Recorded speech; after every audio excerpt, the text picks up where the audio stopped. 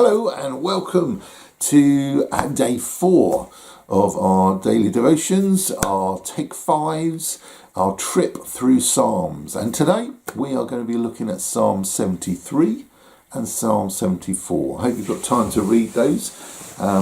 Again, they are honest, they are raw, they are just sharing with us some of the issues that the writers are going through at the time. And Psalm 73, I think, is very, very honest and very raw, in that it talks about how we can envy other people. We can compare ourselves with them and say, I don't get it. I just do not get it. I seem to be making the good, godly, holy choices. And yeah, I look at them and they are getting wealth and prosperity and success. And what am I getting? Just more work, more hassle, more aggravation, dead ends. That doesn't seem to make logical sense. Surely God wants to bless me. God wants to prosper me. But actually, all we're doing, if we continue down that path, is embittering ourselves. We're getting into this bitter state. We have to have a bigger idea, a bigger perspective on life when it comes to wealth and pleasure and prosperity. We have to understand that this is all temporary stuff. I always remember the story of a chap who gets to heaven and he's got 2 suitcases and he's carrying them, and they're utterly packed full of money. And he's saying, look, God, look what I've made. I've made all of this in my life. I'm so successful. I am rich. And God looks at him and goes, yeah, that's really great. Maybe we can play Monopoly with that. Because in heaven, our worldly wealth just has no meaning at all. You know, it's just paper. It's just metal. It's just possessions. Well, possessions aren't important in heaven. It's not part of the economy, what you possess. What the economy of heaven is our relationship with God, our ability to enjoy his presence, to find creativity and to find purpose, because we are with the God of creation. And having that perspective and realising that temporary pleasure is not the answer to true happiness is something that we really need to wrestle with as Christians. We need to realise there are bigger issues to hand of whether we've got the better car or not, whether we've got the better holiday or not. They are nice and there's nothing wrong with them, but they're not what life is all about. They're not the purpose of our lives.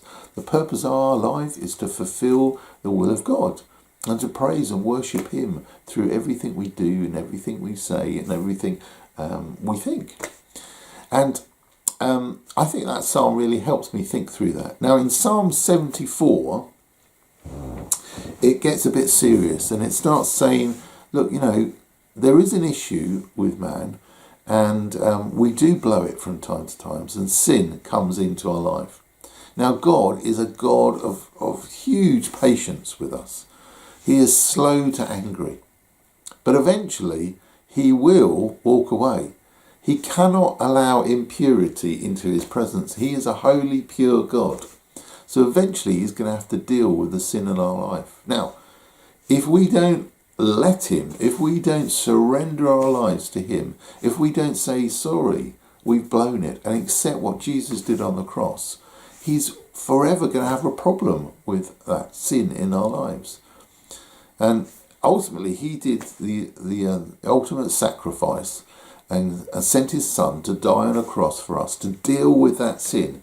But it's still our responsibility to accept that. And in this psalm, it's talking about the sin is a barrier to God and our relationship with God. We need to take it seriously enough to deal with it in our lives. We need to say to God, you know, I'm not perfect, but I surrender to you. I will give in to your will. I will surrender my will to your will, my goals to your goals. I live for you, not for myself. And that's great. That's how God wants us. That's how our relationship can be really built with God.